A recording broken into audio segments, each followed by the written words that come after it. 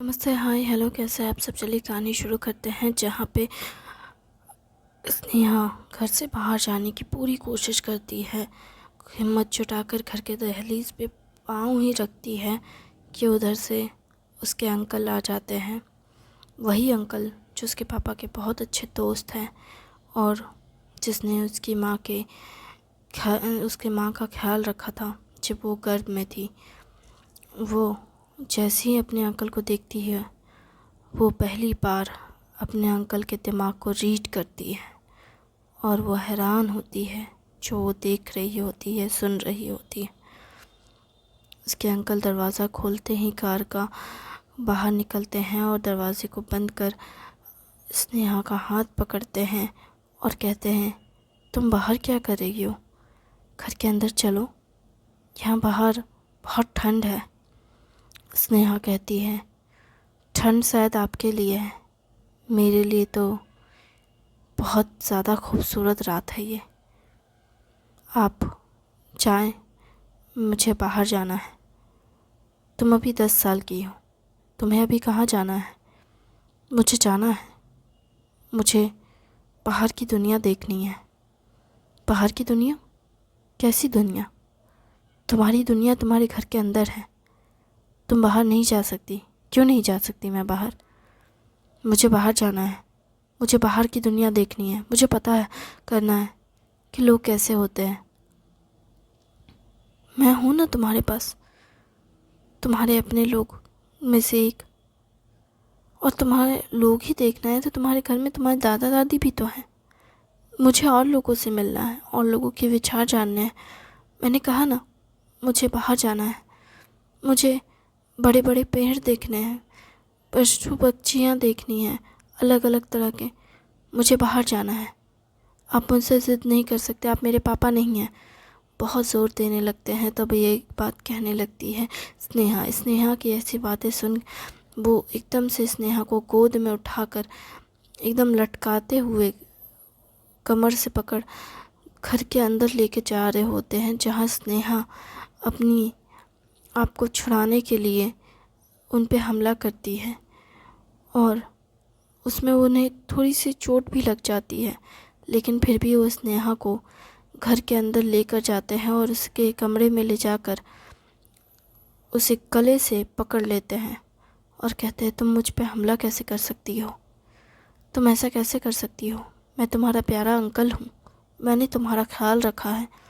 तुम्हारे पापा ने तो तुमने पूछा भी नहीं, मैंने तुम्हारा ख्याल रखा और तुम मुझे पे हमला करोगी?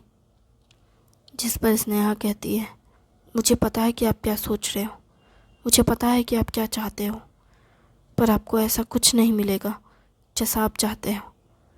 तुम कहना क्या चाहती हो? यही कि आपने मेरी माँ को मारा है। तुम क्या कह रही हो? मैं क्या कह रही हूँ? आप क्या कहना चाहते हैं? क्या मैं नहीं जानती? या आपने क्या किया है ये भी क्या मैं नहीं जानती? मैं अच्छे से जानती हूँ।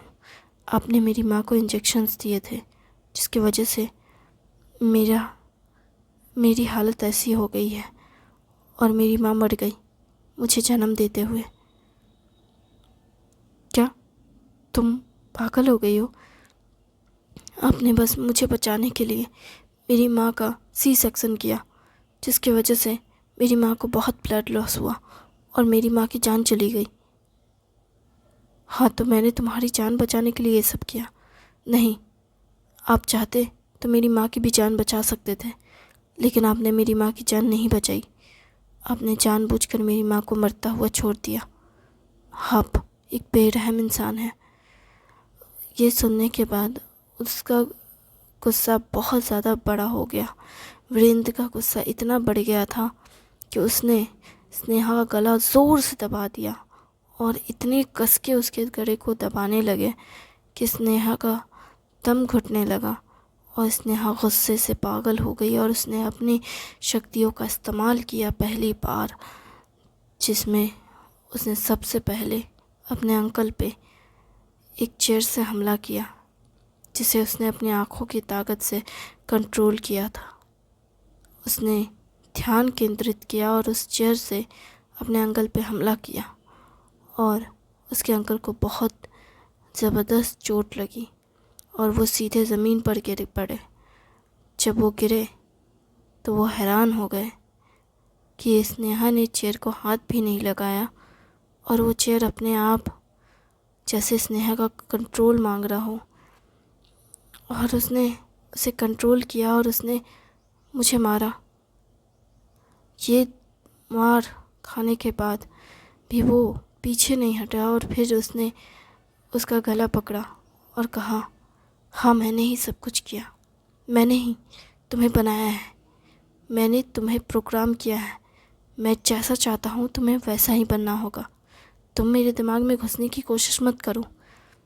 मैं आपके दिमाग में घुसने की कोशिश नहीं कर रही थी, लेकिन अब मैं आपके दिमाग में घुसूँगी, क्योंकि मुझे पता है कि आपने मेरे साथ क्या किया है और आपने मेरी माँ के साथ क्या किया है।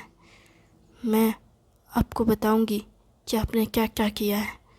और उसके बाद स्नेहा वीरेंद्र के दिमाग में घुस जाती है और उसकी यादों को उसके साथ छेड़छाड़ करती है और उसके किए हुए हर कर्म को उसे दिखाती है। उसकी मेमोरी को इस तरह से ट्रिगर करने लगती है कि उसके सर में दर्द होने लगता है और वो उस दर्द से परेशान होकर स्नेहा के कमरे से भागते हुए चला जाता है। तभी स्नेहा के दादा दादी का नींद खुल जाती है और वो उनके स्नेहा के कमरे में आ ही रहे होते हैं जब वीरेंद्र उसके कमरे से चिल्लाता हुआ बाहर निकलता है। स्नेहा के दादा दादी तुरंत स्नेहा के पास आते हैं, जहाँ स्नेहा दीवार से नीचे बैठी होती है। स्नेहा के दादा दादी तुरंत आकर स्नेहा के पास बैठते हैं और कहते हैं, क्या हुआ है बेटा, क्या हुआ है। वो पूछने लगते हैं और फिर देखते हैं कि उसके गले पे निशान है और फिर वो कहते हैं, हम अभी तुम्हारे पापा को फ़ोन करते हैं, उसने तुम्हारा गला दबाया है ना। जिस पर स्नेहा कहती है, दादी आप बहुत अच्छी हो, आपने कभी मेरी माँ की मौत के बाद मुझे अकेला नहीं छोड़ा। स्नेहा ये कैसी बातें कर रही हो बेटा, मैंने तो हमेशा तुम्हारा ख्याल रखना चाहा है। वही तो दादी, आपने हमेशा मेरा ख्याल रखा, मुझे इतना प्यार दिया। काश मेरे पापा भी सच जान पाते हैं। क्या मतलब?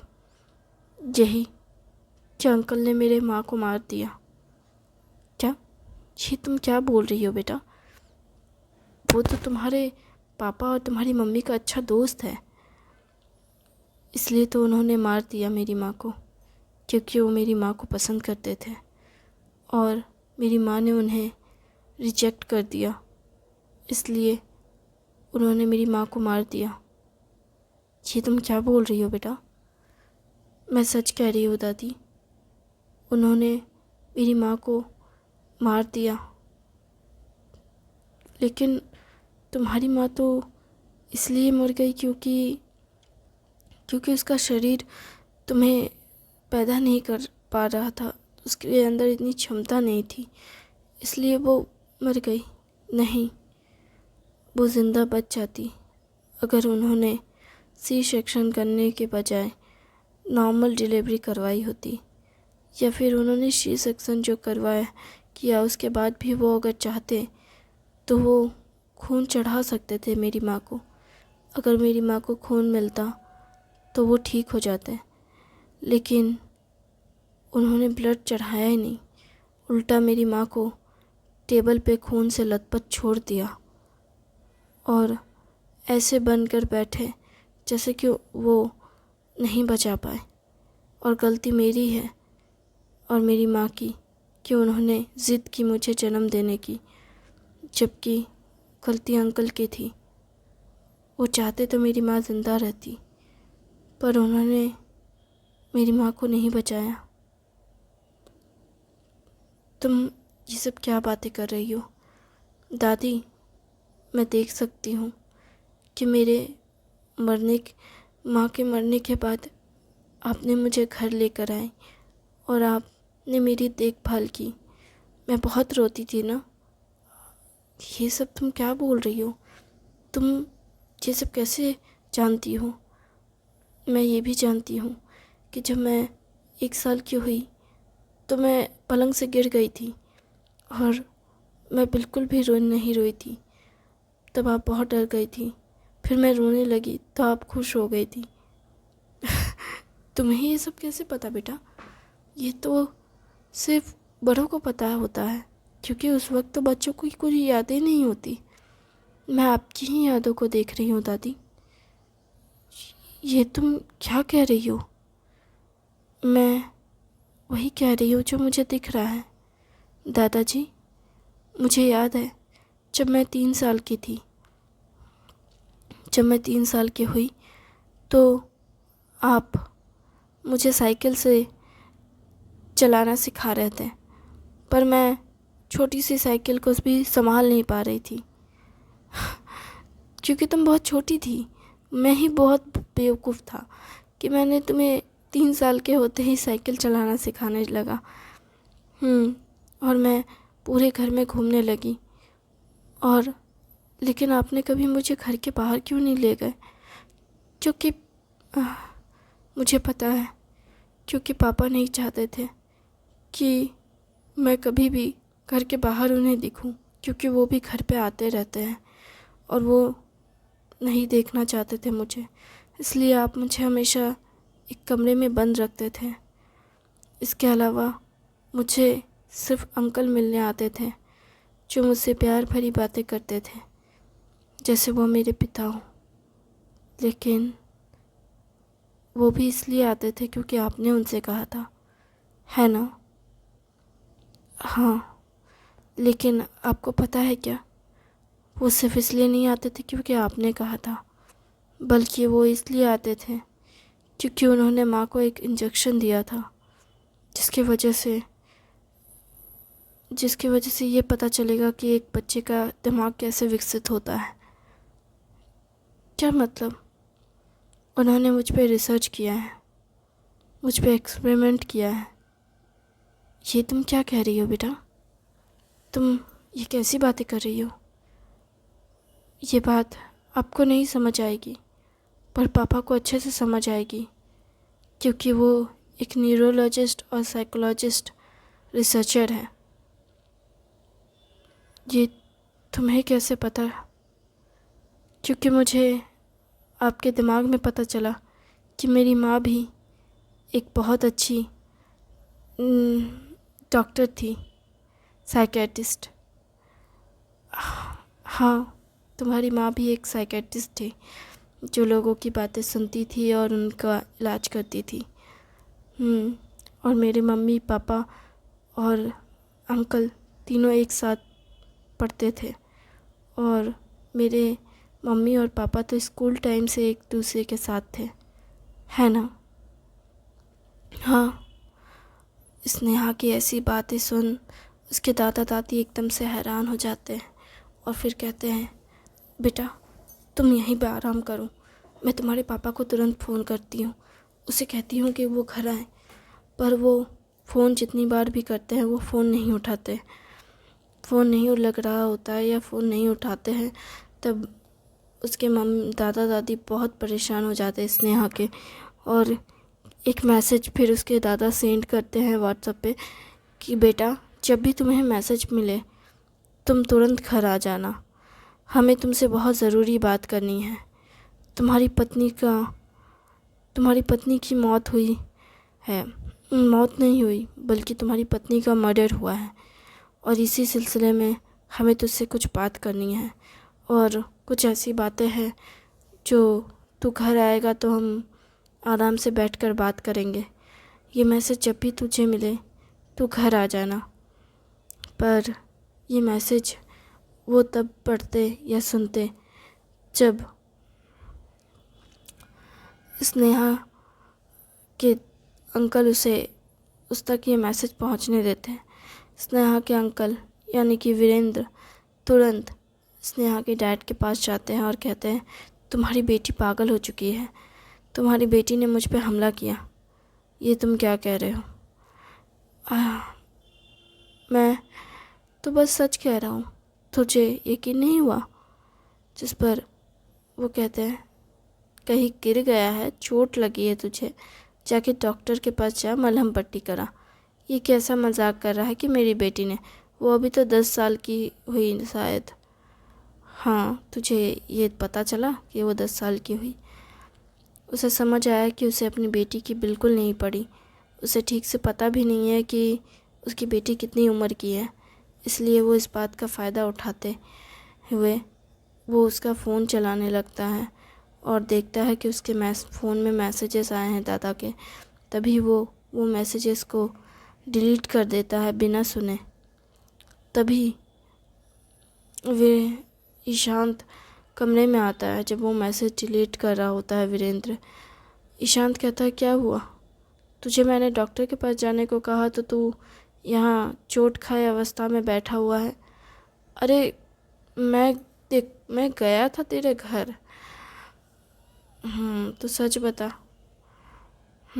तो बता ही रहा हूँ ना, मैं गया तेरे घर, आते हुए एक्सीडेंट हो गया था तो इसलिए, पर मैं तुझसे मिलने ही आ रहा था ना, तो इसलिए सोचा कि तुझसे मिल लूँ। तुझे चोट लगी है और तू यहाँ पे मुझसे मिलने आया है। चल, मैं तेरी मलहम पट्टी कर देता हूँ, देख लेकर आया हूँ तेरे लिए।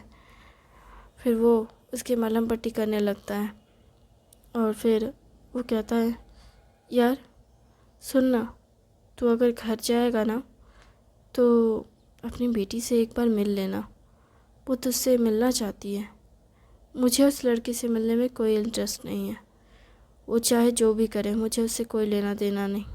पर वो तेरी बेटी है यार।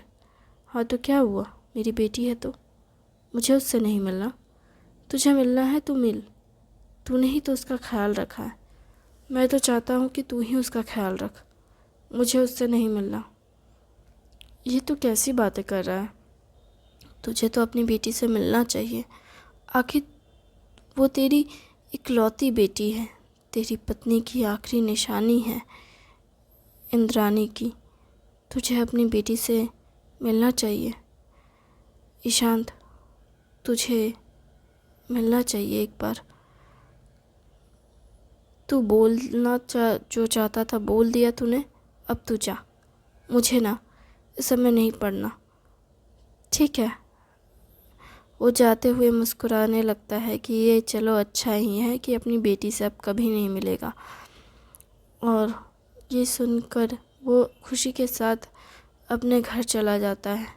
इधर उसके दादा दादी बहुत परेशान होते हैं कि उसका बेटा फ़ोन ही नहीं उठा रहा है और ना ही मैसेज का रिप्लाई कर रहा है, क्योंकि उसका फ़ोन पहले तो मैसेजेस घुसे थे तो फिर उसके बाद वो उसे डिलीट कर देता है और फ़ोन को स्विच ऑफ कर देता है। ईशांत भी फ़ोन को देखता नहीं है और नज़रअंदाज कर देता है। उसे लगता है कि फ़ोन ऑन ही होगा, वो उतना ध्यान नहीं देता और अपने काम में व्यस्त रहता है। वो एक स्पेशल तरह के रिसर्च पे बिज़ी रहता है जो न्यूरोलॉजिकल और साइकोलॉजिकल तरह से इंसान के दिमाग के विकसित होने पे रिसर्च कर रहा होता है। लेकिन साथ ही साथ वो इस सब में इतना मगन हो जाता है कि वो अपने फ़ोन पे ध्यान ही नहीं देता और ना ही वो ठीक से खाना पीना खाता है। ईशांत जब देखो तब सिर्फ काम में ही बिज़ी रहता है। उसकी वाइफ जब तक जिंदा थी तब तक वो काम के अलावा बाकी चीज़ों पे भी ध्यान देता था, लेकिन वाइफ के मौत के बाद उसने सब टाइम सिर्फ खुद को, हर टाइम सिर्फ काम काम काम काम, वो काम के अलावा और कुछ नहीं सोचता था। उसे बीच में उसे टाइम मिलता था तो वो अपने माँ बाप के पास जाता, उनके अपने माँ बाप की हाल चाल पूछ लेता था, लेकिन कभी अपनी बेटी की तरफ उसने देखा भी नहीं और उसकी ज़िंदगी ऐसे ही चलती रही। उसने काम के अलावा और किसी चीज़ पे ध्यान ही नहीं दिया, कभी भी नहीं। और वीरेंद्र जो सिर्फ काम ही नहीं करता बल्कि काम के अलावा हमेशा स्नेहा से मिलने भी जाता था बचपन से और स्नेहा को समझने की कोशिश भी करता था। उस पर रिसर्च जो उसे करना था, वो जानना चाहता था कि जो इंजेक्शन उसने दिया उसका असर क्या होगा और कैसा होगा।